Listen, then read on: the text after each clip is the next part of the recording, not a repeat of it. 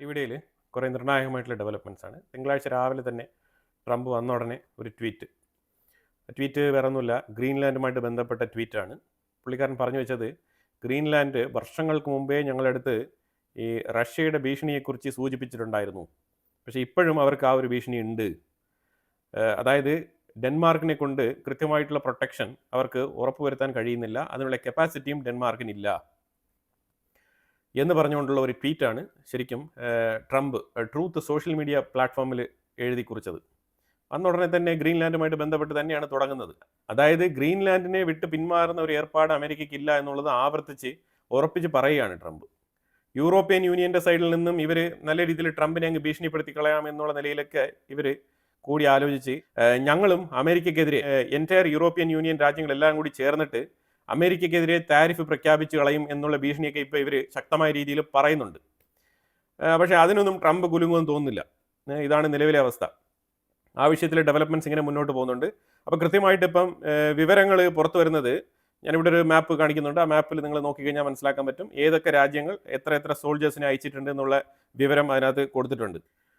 Britain 1, Germany 13, Norway 2, Dutch Netherland 1, Finland 2 പേര്. ഇതാണ് മൊത്തത്തിൽ അവിടെ അയച്ചിരിക്കുന്ന സോൾജേഴ്സ്. ഇതിനകത്ത് ഡെൻമാർക്കിനെ മാറ്റി നിർത്തിക്കോളൂ. ഡെൻമാർക്ക് മാത്രമാണ് ആകെ 100 പേരെ അവിടെ ഡിപ്ലോയ് ചെയ്തിരിക്കുന്നത്. ഡെൻമാർക്ക് ഓൾറെഡി തന്നെ ഗ്രീൻലാൻഡിന്റെ ഇന്റഗ്രൽ പാർട്ടായിട്ട് തന്നെ ഡിക്ലെയർ ചെയ്തിരിക്കുന്നതുകൊണ്ട് തന്നെ അതിനെ സെപ്പറേറ്റ് ആയിട്ട് നോക്കി കാണേണ്ടതില്ല. മറ്റുള്ള രാജ്യങ്ങൾ കൊടുക്കുന്ന സപ്പോർട്ട് എന്നുള്ള നിലയിൽ, എക്സ്റ്റേണൽ സപ്പോർട്ട് എന്നുള്ള നിലയിൽ ഈ രാജ്യങ്ങളൊക്കെ തന്നെയാണ് ഇത്ര ആൾക്കാരെ കൊടുത്തിരിക്കുന്നത്. ഇപ്പം ഇതിനകത്ത് മൊത്തത്തിൽ നിങ്ങൾ ടോട്ടൽ എടുത്തു കഴിഞ്ഞാൽ മനസ്സിലാക്കാൻ പറ്റും, വിരലിൽ എണ്ണാവുന്ന ആൾക്കാർ മാത്രമാണ് അവിടെ എത്തിയിട്ടുള്ളത്. മൊത്തത്തിൽ പറഞ്ഞാൽ 13, 5, 18, 1, 19, മൊത്തത്തിൽ 19 പേര്, 20 പേർക്ക് താഴെയാണ് മൊത്തത്തിൽ അവിടെ അയച്ചിരിക്കുന്നത്. ഇതാണ് യൂറോപ്പിനെ കൊണ്ട് സാധിക്കുന്ന കാര്യം. ഒരു കാര്യം മനസ്സിലാക്കേണ്ടത്, ഇപ്പോൾ ജർമ്മനി ഇതിൽ 13 പേരെ തിരിച്ചു വിളിക്കുന്നു എന്നുള്ള വാർത്തയും കൂടി വരുന്നുണ്ട്. അതായത് അമേരിക്കയുടെ സൈഡിൽ നിന്നുള്ള ഈ ഒരു താരിഫ് ഭീഷണിയെ തുടർന്ന് ഈ അയച്ച സോൾജേഴ്സിനെയൊക്കെ തിരിച്ചു വിളിച്ചു കഴിഞ്ഞാൽ ഇപ്പോൾ ഈ താരിഫിൽ നിന്നും രക്ഷപ്പെടാൻ പറ്റുമോ എന്നൊക്കെ ചിന്തിക്കുന്നുണ്ട്. ജർമ്മനിക്കുള്ളിൽ നല്ല രീതിയിലുള്ള ക്രൈസിസ് ഉണ്ട്, അതാണ് മനസ്സിലാക്കേണ്ടത്. അപ്പോൾ ഈ 19 പേരെ അയച്ചു വെച്ചിട്ടാണ് ഗ്രീൻലാൻഡിന്റെ സെക്യൂരിറ്റിയുമായിട്ട് ബന്ധപ്പെട്ട് ഇവർ സംസാരിക്കുന്നത്. ഒരു പരിധിവരെ നമ്മൾ നോക്കിക്കഴിഞ്ഞാൽ ട്രംപ് പറയുന്നത് ശരിയാണെന്ന് തോന്നും. മറ്റൊരു സൈഡിൽ ഒരു ഡിക്റ്റേറ്റർഷിപ്പ് മാതൃകയിൽ നോക്കിക്കഴിഞ്ഞാൽ അതിനെ വിമർശിക്കാനും തോന്നും. അതാണ് ഇപ്പോൾ നിലവിലെ ഗ്രീൻലാൻഡുമായിട്ട് ബന്ധപ്പെട്ട വിഷയം. ഇനി ഈ ഒരു അവസരം മുതലാക്കിക്കൊണ്ട് റഷ്യ ഒരു സ്റ്റേറ്റ്മെന്റ് പറഞ്ഞിട്ടുണ്ട്. അതായത് അമേരിക്ക ഗ്രീൻലാൻഡിനെ ഒക്കുപ്പൈ ചെയ്യുന്ന ആ നിലപാട് ശരിയല്ല. അതുപോലെ തന്നെ യൂറോപ്യൻ യൂണിയൻ രാജ്യങ്ങൾക്ക് മേളിൽ ചുമത്തുന്ന താരിഫ് അതും ശരിയായ നടപടിയല്ല. രണ്ടും ഇല്ലീഗലാണെന്നും കൂടി റഷ്യ പറഞ്ഞു വെക്കുന്നുണ്ട്.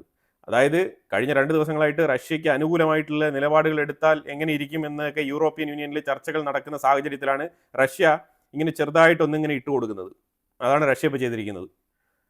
മാർക്ക് കർണി ചൈനയുടെ വിസിറ്റ് കഴിഞ്ഞിട്ട് അമേരിക്ക രൂക്ഷമായ വിമർശനങ്ങൾ മാർക്ക് കർണി സർക്കാരിനെതിരെ, കാനഡയ്ക്കെതിരെ ഉന്നയിക്കുമ്പോൾ കാനഡ പറഞ്ഞിരിക്കുന്നത്, ഞാൻ നാറ്റോ സഖ്യവുമായിട്ട് ചേർന്നിട്ട് ഗ്രീൻലാൻഡിലേക്ക് ഫോഴ്സിനെ അയച്ചാലോ എന്ന് ചിന്തിക്കുന്നുണ്ട് എന്നും കൂടി പറഞ്ഞു വെക്കുന്നുണ്ട്. ഇതൊക്കെ അങ്ങോട്ടും ഇങ്ങോട്ടും മോക്കിംഗ് ഡയലോഗ്സ് ആണ് ഇവർ തമ്മിൽ അങ്ങോട്ടും ഇങ്ങോട്ടും കൈമാറുന്നത്. ആര്? ട്രംപും മാർക്ക് കർണിയും. അമേരിക്കയും കാനഡയും തമ്മിൽ ഇപ്പം ഇങ്ങനെ ഒരു രീതിയിലാണ് മുന്നോട്ട് പോകുന്നത്. ഇതിൻ്റെ ഇടയ്ക്കാണെങ്കിൽ അടുത്ത് കാനഡ ഒരു സർപ്രൈസ് കൂടി അമേരിക്കയ്ക്ക് കൊടുത്തിട്ടുണ്ട്. അത് വേറെ ഒന്നുമല്ല, ചൈനയും കാനഡയും തമ്മിൽ വിസ ഫ്രീ ട്രാവൽ റെഡിയാകുന്നുണ്ട്. അതിൻ്റെ ഒരു എഗ്രിമെന്റും കൂടി സൈൻ ചെയ്തിട്ടാണ് വന്നിരിക്കുന്നത്. അപ്പം വൈകാതെ തന്നെ ചൈനയാണ് ഇതിൽ ഏറ്റവും കൂടുതൽ താല്പര്യം കാണിച്ചത്. കാരണം ചൈനയ്ക്കുള്ളിൽ ഏറ്റവും കൂടുതൽ ടൂറിസ്റ്റുകൾ എത്തണം എന്ന് ചൈന ആഗ്രഹിക്കുന്നു. ചൈന എക്സ്പ്ലോർ ചെയ്യാൻ താല്പര്യമുള്ള ആൾക്കാർക്ക് ചൈന വളരെ ഈസി ആയിട്ടും വളരെ ഓപ്പൺ ആയിട്ടും ടൂറിസ്റ്റുകളെ ചൈനയ്ക്കുള്ളിൽ എത്തിക്കാനുള്ള എല്ലാ മാർഗ്ഗങ്ങളും ചൈന സ്വീകരിക്കുന്നുണ്ട്. അതുകൊണ്ടാണ് ഇന്ത്യക്കാർക്ക് വരെ ഓൺലൈനിൽ വിസ അപ്ലൈ ചെയ്ത് കഴിഞ്ഞാൽ അപ്രൂവൽ ആക്കി കൊടുക്കാൻ ചൈന സമ്മതിച്ചിരിക്കുന്നത്. ഇപ്പോൾ അടുത്ത് കാനഡയും ഇതേ റൂട്ടിലേക്ക് കൊണ്ടുവരാണ്. അപ്പോൾ ചൈനയുടെ ലക്ഷ്യങ്ങൾ വളരെ വ്യക്തമാണ്. അവർ ക്ലിയർ ആയിട്ടുള്ള റൂട്ടിലാണ് മുന്നോട്ട് പോകുന്നത്. പക്ഷേ ചൈനയ്ക്ക് വേറൊരു തിരിച്ചടി ഉണ്ട്. അത് നമ്മൾ വീഡിയോയുടെ അവസാന ഭാഗത്ത് ഡിസ്കസ് ചെയ്യാം. പെട്രോ സാൻഡസ്, സ്പെയിൻ്റെ ലീഡർ, പറഞ്ഞിരിക്കുന്നത്, അതായത് ഞങ്ങൾക്ക് യൂറോപ്യൻ യൂണിയൻ എന്ത് നിലപാടെടുക്കുന്നു എന്നുള്ളത് ഞങ്ങളെ ബാധിക്കുന്ന വിഷയമല്ല. പക്ഷേ ഗ്രീൻലാൻഡിന്റെ കാര്യത്തിലും വെനിസുലയുടെ കാര്യത്തിലും യുക്രൈൻ്റെ കാര്യത്തിലും ഞങ്ങൾക്ക് ഒരേ നിലപാടാണെന്നാണ് സ്പെയിൻ പറഞ്ഞിരിക്കുന്നത്. അതായത് ഇപ്പം വെനിസുലയെ ട്രംപ് ആക്രമിച്ചത് തെറ്റാണ് എന്ന് പറയാണ്ട് പറയുകയാണ് ഇപ്പോൾ യൂറോപ്പ്. അതിൻ്റെ തുടക്കമാണ് ഇപ്പം സ്പെയിനിൽ നിന്നും സ്റ്റാർട്ട് ചെയ്തിരിക്കുന്നത്. തീർച്ചയായിട്ടും ഇനി പല രാജ്യങ്ങളും ഇതിനെതിരെ വിമർശനങ്ങൾ ഉന്നയിക്കാനുള്ള സാധ്യതയുണ്ട്. അതൊന്നും അമേരിക്കയെ ബാധിക്കുന്ന വിഷയമല്ല, നമ്മൾ അന്നേ ചർച്ച ചെയ്ത വിഷയമാണ്. കാരണം വെനിസുലയുമായിട്ട് ബന്ധപ്പെട്ട് നോക്കുകയാണെന്നുണ്ടെങ്കിൽ ഇപ്പം നിലവിൽ വെനിസുലയ്ക്കുള്ളിൽ ഒരു പ്രശ്നമുണ്ട്. ആ പ്രശ്നം എന്താണെന്ന് പറഞ്ഞാൽ ട്രംപ് ഓവർ പൊസസീവ്നെസ് ആണ് കാണിക്കുന്നത് വെനിസുലയുമായിട്ട്. അത് പുതുതായിട്ട് വിവാഹം കഴിച്ച ആൾക്കാരെ പോലെയുള്ള ഒരു സ്വഭാവമാണ് ട്രംപ് അഡ്മിനിസ്ട്രേഷൻ വെനിസുലയോട് കാണിക്കുന്നത്. ട്രംപ് തന്നെയാണ് ആക്ടിംഗ് പ്രസിഡന്റ്. ക്യൂബയ്ക്ക് സപ്ലൈ ചെയ്തുകൊണ്ടിരിക്കുന്ന ഓയിൽ സപ്ലൈ കംപ്ലീറ്റ് നിർത്തണം എന്നാണ് പറഞ്ഞിരിക്കുന്നത്. അത് നിർത്തിക്കഴിഞ്ഞു, അതാണ് മനസ്സിലാക്കേണ്ടത്. കർശനമായ ഉത്തരവിലൂടെ അത് നിർത്തിക്കഴിഞ്ഞു. ഈ എണ്ണ വാങ്ങിക്കുന്നതിൻ്റെ പ്രതിഫലമായിട്ട് ക്യൂബ സെക്യൂരിറ്റി ഉറപ്പുവരുത്തിക്കൊണ്ടിരുന്നു. ഈ നിക്കോളാസ് മദുറോവിനായിക്കോട്ടെ, വെനിസുലയുടെ പല ഭാഗങ്ങളിലും ക്യൂബൻ സോൾജേഴ്സാണ് സെക്യൂരിറ്റി ഉറപ്പുവരുത്തിക്കൊണ്ടിരുന്നത്. നമ്മൾ കണ്ടതാണല്ലോ എങ്ങനെയാണ് നിക്കോളാസ് മദുറോവിന് സെക്യൂരിറ്റി ഉറപ്പുവരുത്തിയിരുന്നെന്നുള്ളത്. ഒരു ഹെലികോപ്റ്റർ അടിച്ച് വീഴ്ത്തിയിരുന്നാൽ മതിയായിരുന്നു, ഒറ്റൊരെണ്ണം. പക്ഷെ അത് അവർക്ക് ചെയ്യാൻ കഴിഞ്ഞിട്ടില്ല. പിന്നെ എന്ത് സെക്യൂരിറ്റി ഉറപ്പുവരുത്തലാണ്? അതിലുപരിയായിട്ട് ഏതാണ്ട് 40ഓളം ക്യൂബൻ സോൾജേഴ്സ് കൊല്ലപ്പെടുകയും ചെയ്തു. അതാണ് സംഭവിച്ചിരുന്നത്. അവരുടെ ഫ്യൂണറൽ സെറമണിയുമായിട്ട് ബന്ധപ്പെട്ട വീഡിയോസൊക്കെ നമ്മൾ 2-3 ദിവസങ്ങൾക്ക് മുമ്പുള്ള വീഡിയോയിൽ തന്നെ നമ്മൾ അറ്റാച്ച് ചെയ്തിട്ടുണ്ട്. അപ്പം ഇപ്പം നിലവിൽ ക്യൂബയ്ക്ക് എണ്ണ കൊടുക്കാത്തതുകൊണ്ട് തന്നെ ക്യൂബ ഇനി സെക്യൂരിറ്റി സർവീസ് ഇങ്ങോട്ട് പ്രൊവൈഡ് ചെയ്യില്ല വെനിസുലയ്ക്കുള്ളിൽ. അപ്പോൾ അതിന് പകരം ഇനി അമേരിക്ക ഞങ്ങൾ കളത്തിലിറങ്ങാം എന്നാണ് പറഞ്ഞിരിക്കുന്നത്. എനിവേ അതിപ്പോൾ എന്തായാലും ട്രംപിന്റെ ബേബി ആയിട്ട് മാറിയിരിക്കുകയാണ്. ഇനി ട്രംപായി വെനിസുലയായി. ഇനിയിപ്പോൾ അവരെന്താണോ ചെയ്യാൻ ഉദ്ദേശിക്കുന്നത് ആ രീതിക്ക് കാര്യങ്ങൾ മുന്നോട്ട് പോകും. അതുപോലെ ട്രംപ് ഒരു സ്റ്റേറ്റ്മെന്റ് കൂടി പറഞ്ഞിരിക്കുന്നത് ഇല്ലീഗൽ ഇമിഗ്രന്റുമായിട്ട് ബന്ധപ്പെട്ട വിഷയത്തിൽ അമേരിക്ക അവരുടെ ലോ എൻഫോഴ്സ്മെന്റ് നിയമം വളരെ കർശനമായിട്ട് ഫോളോ ചെയ്യാൻ പോവാണ്. ആർക്കും ഇനി സിറ്റിസൺഷിപ്പ് കൊടുക്കുന്ന പരിപാടിയില്ല. ഇവരെ ആരെയും തന്നെ ലീഗലൈസ് ചെയ്യുന്ന പരിപാടിയില്ല.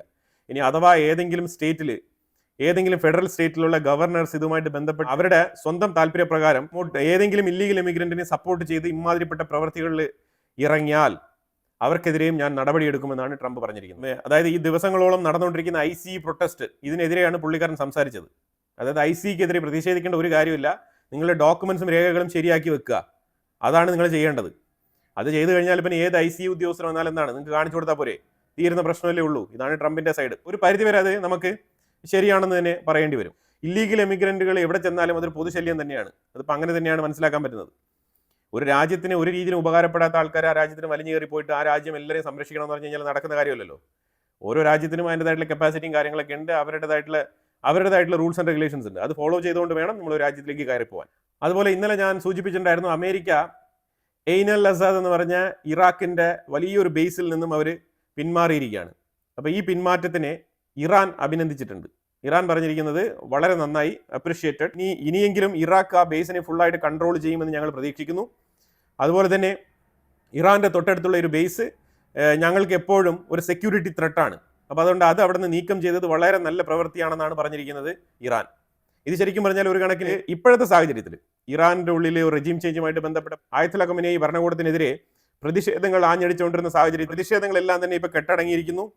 അതിന്റെ തൊട്ടടുത്ത് സ്ഥിതി ചെയ്തിരുന്ന അമേരിക്കയുടെ ബേസ് നീക്കം ചെയ്യപ്പെട്ടിരിക്കുന്നു. അപ്പോൾ ഇതാണ് മനസ്സിലാക്കാൻ പറ്റുന്നത്. ഇത് പ്രത്യക്ഷത്തിൽ ഇറാന് ഒരു ഡോമിനേഷനും ഒരു മേൽക്കോയ്മയും അതേസമയം അമേരിക്കയ്ക്ക് ഒരു നെഗറ്റീവുമാണ് ഈ ഇൻസിഡന്റ് സൃഷ്ടിക്കുന്നത്.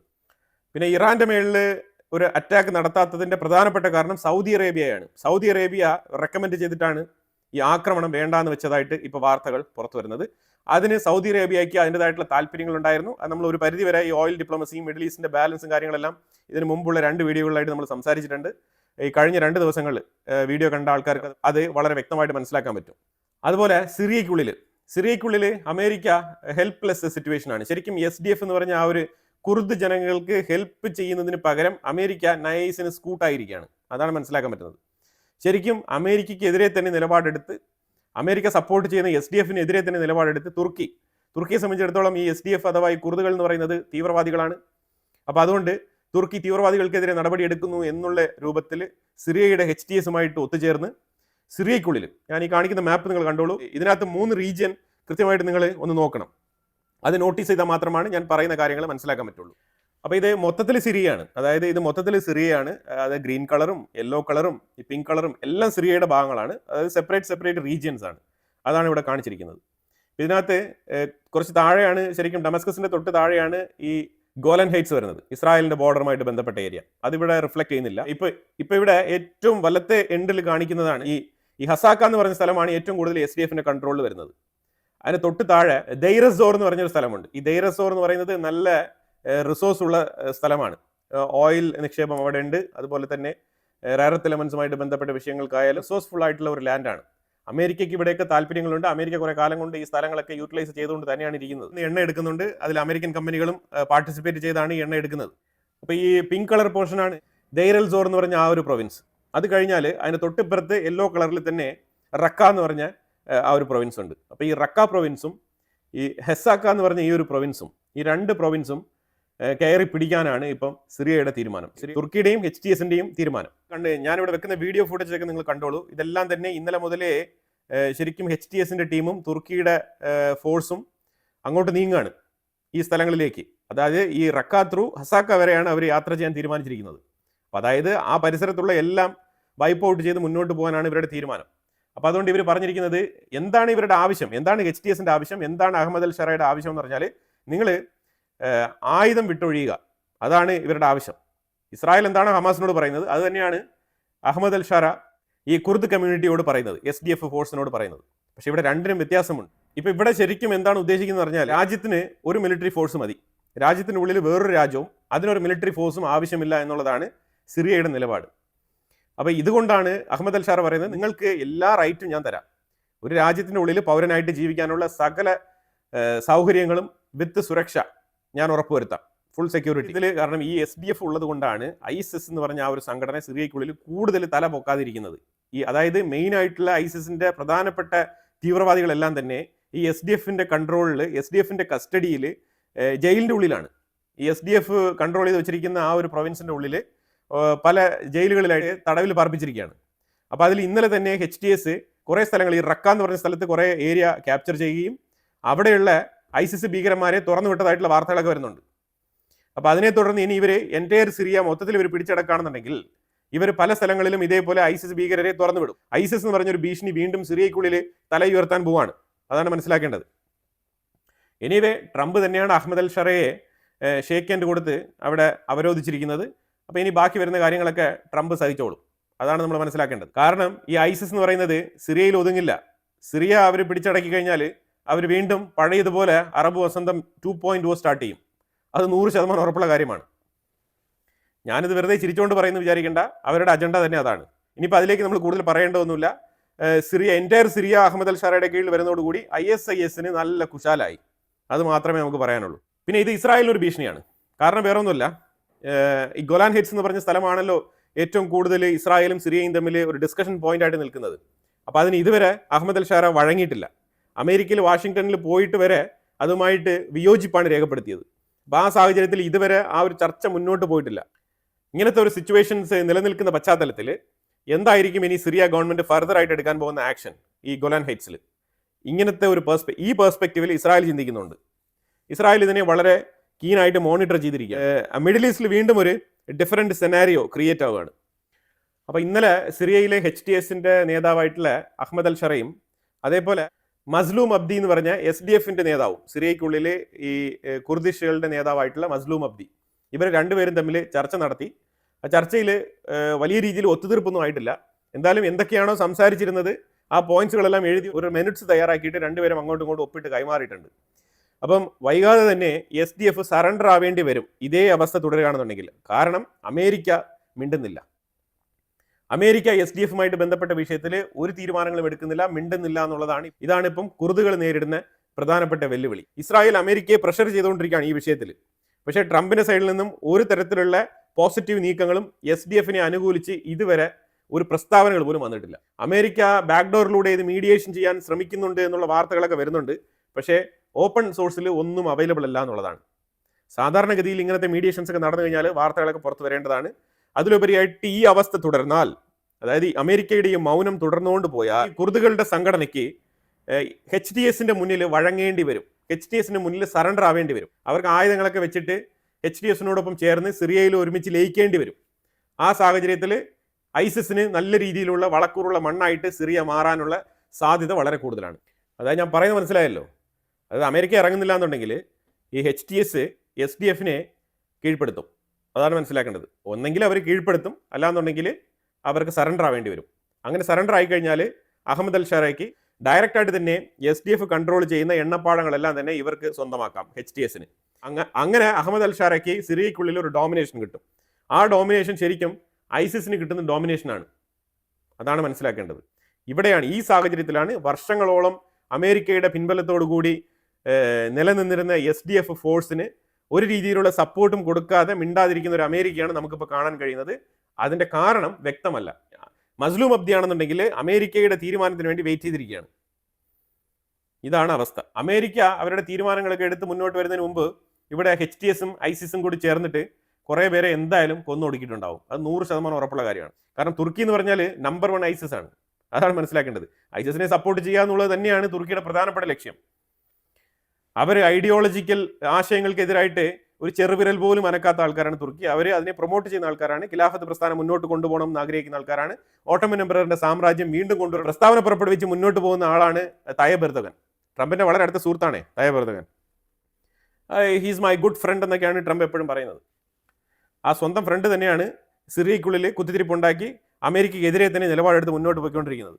ട്രംപ് ഒരിക്കൽ കൂടി ഇന്ത്യയെ ഇൻവൈറ്റ് ചെയ്തിരിക്കുകയാണ്.